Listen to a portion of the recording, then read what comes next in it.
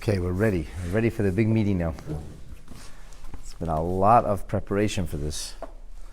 From Moses not wanting to go, to him finally agreeing to go, to his failed first mission, or so it seemed. And then this very intense conversation with God. And then we get the lineage, and Moses is ready. And God warns him. He's not going to listen to you. But that's in order for me to bring about my miracles. Moshe is 80 years old. Aaron is 83 years old. These are no youngsters. According to the Sepharno, the reason we know their age is that we understand even though they were not exactly spring chickens, they devoted themselves to the mission. And the Ibn Ezra says the fact that their name is mentioned, their age is mentioned, shows you that there's a certain prominence because the other prophets do not have numbers attached. We don't know how old they are when the events happen. So this is a really important moment in Jewish history. The nation of Israel is about to be born, and this is the process that will set it into motion. The fourth reading begins on verse 8. Chapter 7, verse 8. Vayemer Hashem al Moshe. God says to Moshe, V'yala Aaron and to Aaron, Lamer, saying, Ki yedaber aleichem pare. When the Pharaoh will speak to you, Lamer, he'll be saying, Tnu lachem meifes. Produce some kind of marvel, some kind of wonder. V'yamarta al Aaron, you'll say to Aaron, Kach es matcha, take your staff, v'hashlech lefnei pare, and throw it before the Pharaoh. Yehi l'sanen, let it become a serpent. Now, how are we so sure that the Pharaoh is going to ask for a sign? Well, God knows. And because God knows, he's telling Moshe what to expect.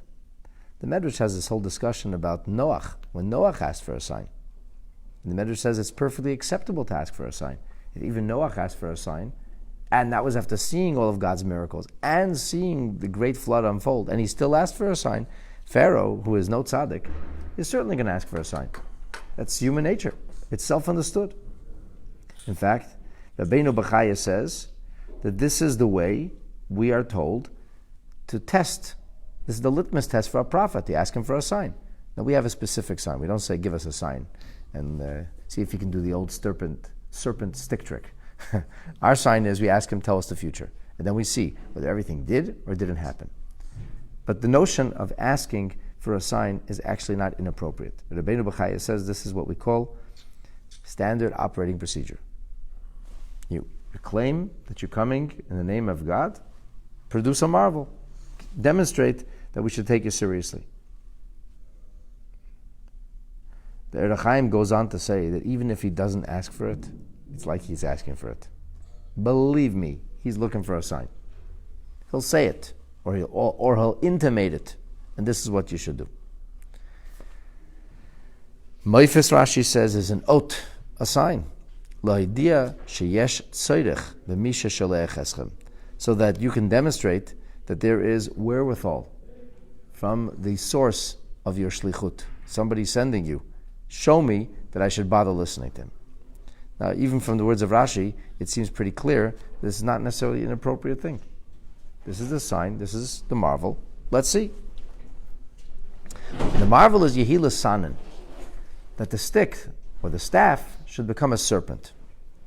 Now this is really interesting because the word tanin has shown up before, but it didn't show up in the context of dry land. It shows up in the context of deep seas, sea monsters, sea creatures, some kind of overgrown eel. So Rashi says, no. L'sanin is a nachash. L'sanin is a snake. That's what it means.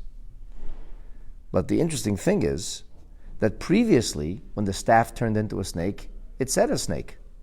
And here it says nachash. So what is it? Rashi in Bereshis, when he has the word tanin, tells us it's a dog gadol. The Ibn Ezra would like to suggest that it is a sea snake.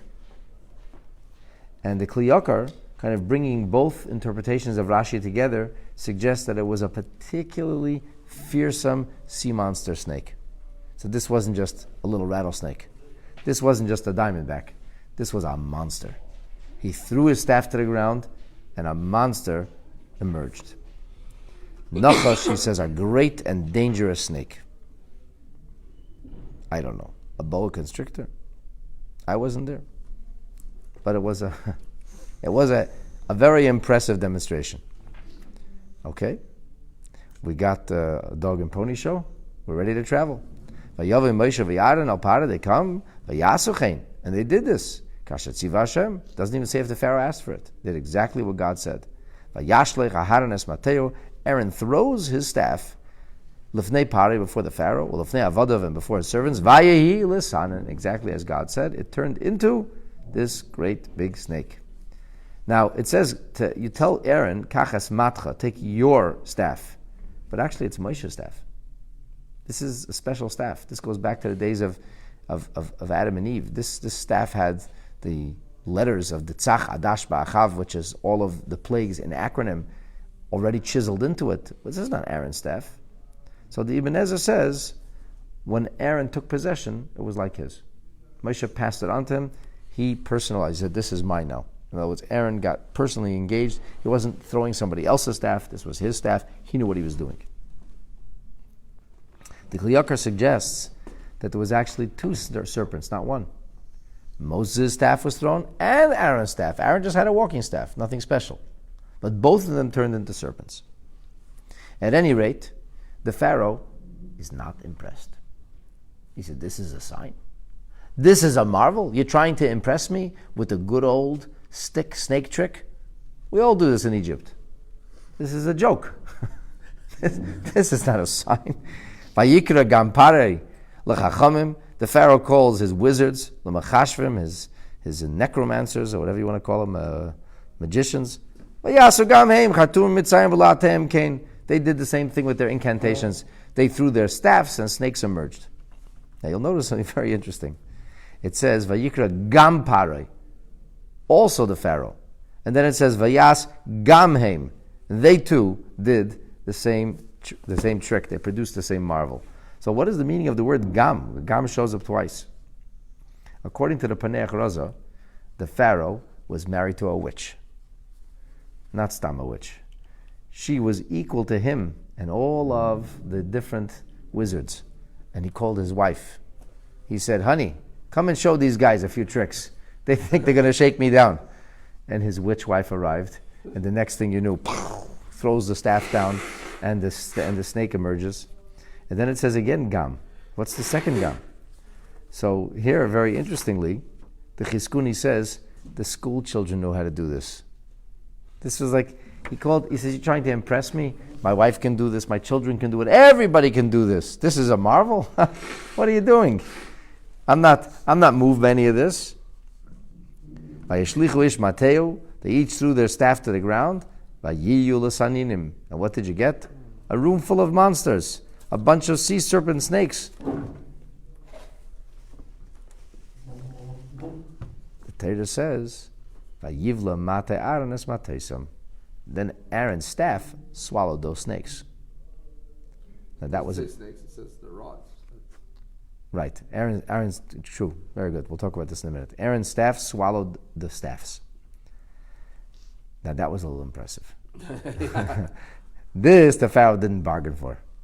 But no fear. The Pharaoh will be obdurate and strong. Pharaoh's heart was hardened, strengthened. He didn't listen to them, although he was kind of impressed with that trick. He said, okay, that is quite marvelous. That's something. Kasha Dibra Hashem, exactly as God had told him, he was unmoved, not impressed. Let's take a look at Rashi.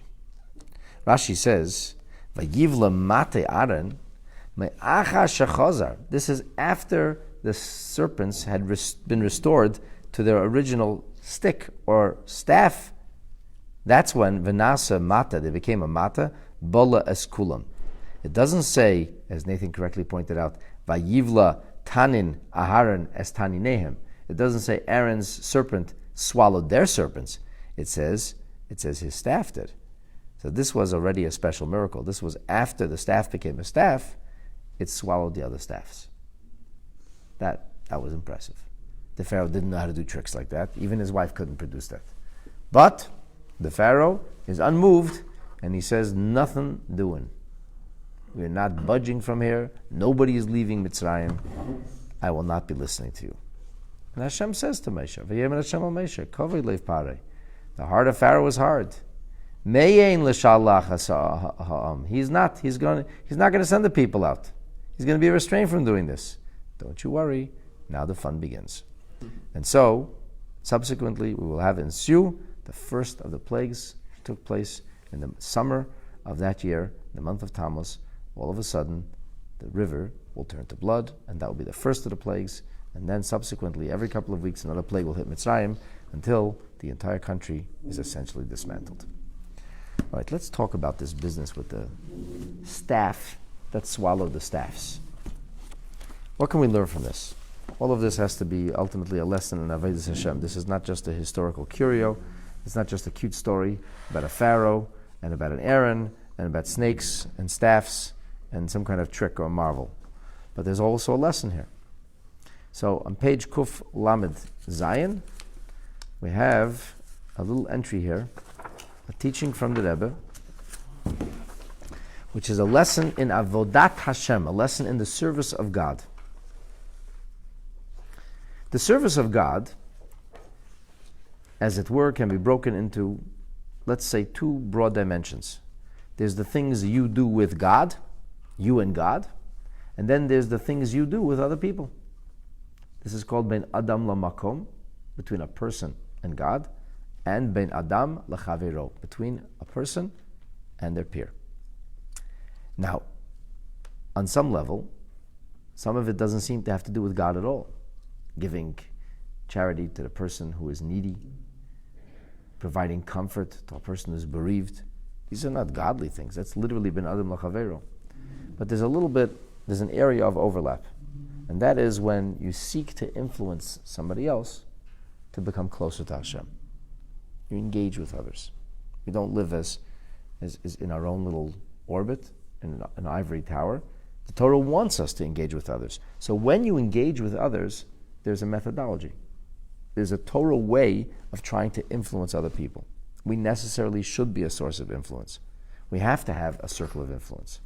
And here the Torah is teaching us something very important in that arena of life. Ka'asher Yehudi oisek bahashpa al Yehudi acher. When a Yid's involved in influencing another Yid, what's the method? How does it work? How can you, from a Torah perspective, be most effective? B'derech klal, broadly speaking, tzarich hadavar lehiases b'shitas yamin mekareves. It's the approach of our Rebbe and of Chassidus that we should reach out to others with love. Hashem gave us two hands. Almost none of us are equally balanced, which is pretty strange when you think about it. The human being is so sophisticated, and there are so many things that Hayalesia, God forbid, could go wrong in the gestation of a child. And children come out so perfect, and yet, for some reason, we're all off kilter. One hand is stronger than the other, more adept than the other. So this is not an accident.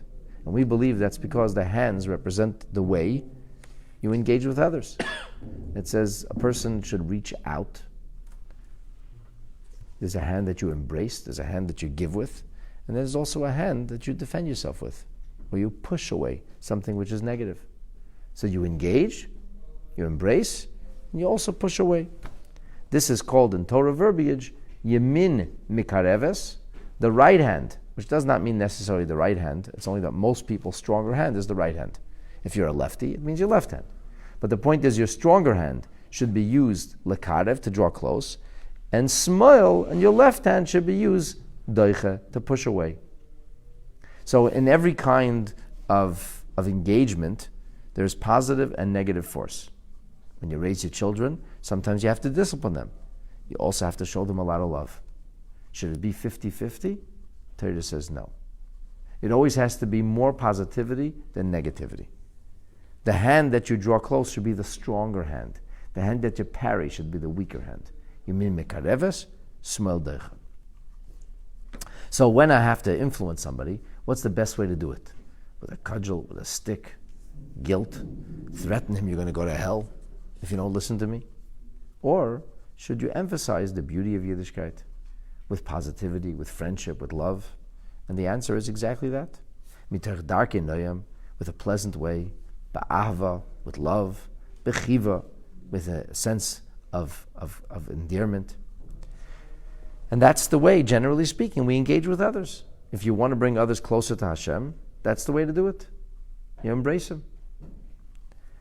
Ach yeshna matzavim, there are sometimes circumstances. These are what we're going to call exceptional circumstances. The exception, not the rule.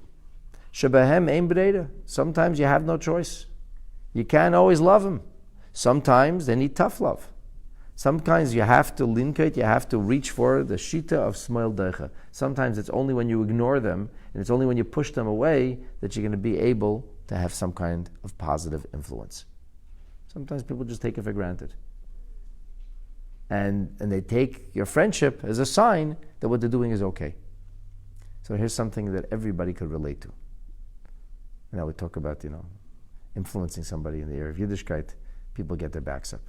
Suppose that somebody is doing something bad to you. They're tormenting you, they're abusing you, they're disrespecting you, they're harming you. Do you hug them? You say, thanks, that was great.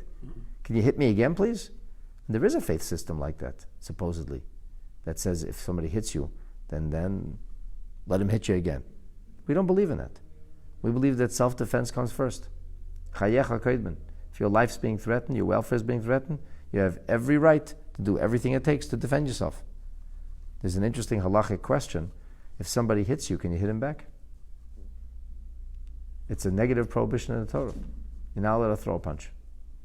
Violent assault is prohibited by the Torah.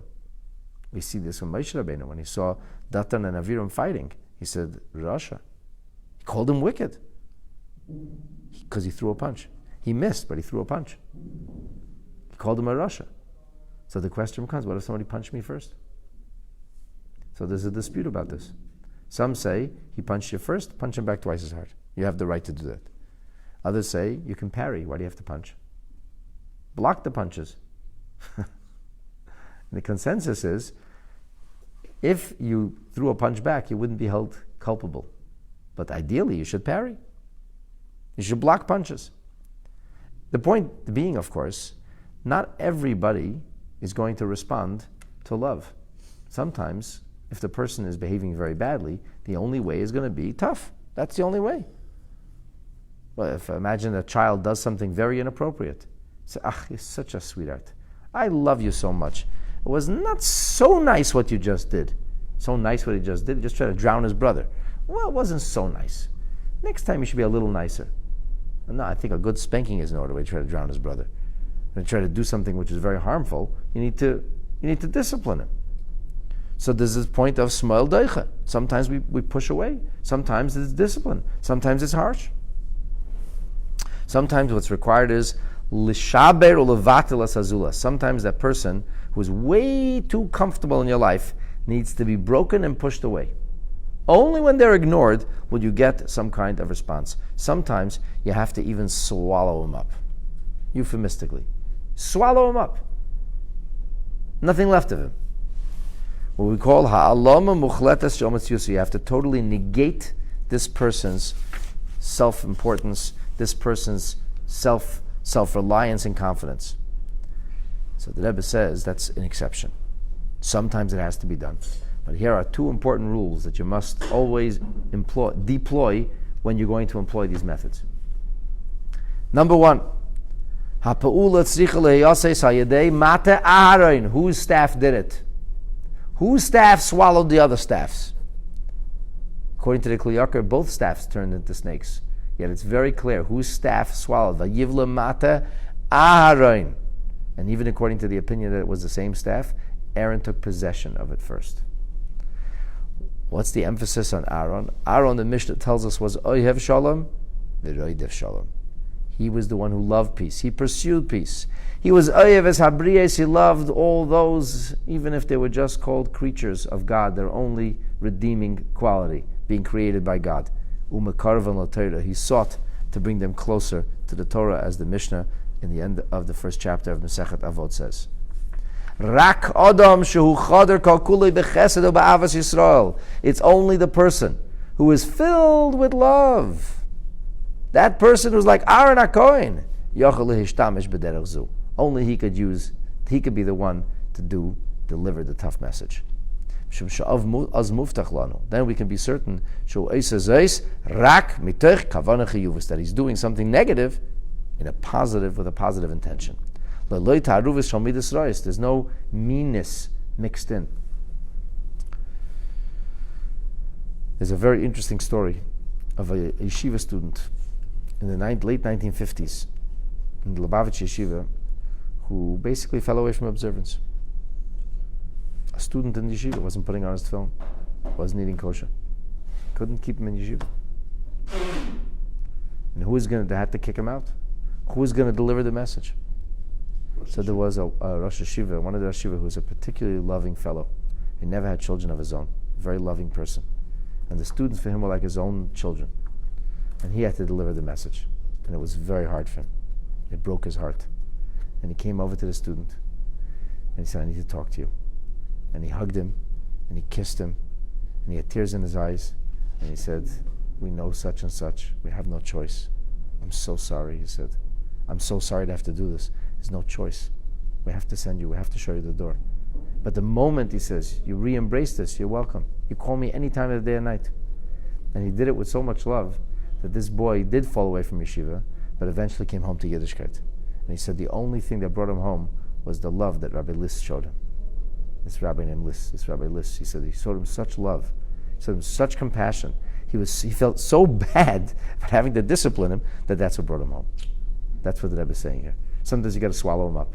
Sometimes you got to use the toughest of love, but only if it's Mata Aaron. And the second lesson is, it's not just the staff of Aaron, it's a staff. What does that mean? Don't do it out of anger. Never discipline out of heated passion, which would be like a tanin, like a snake, like a serpent who hisses. Without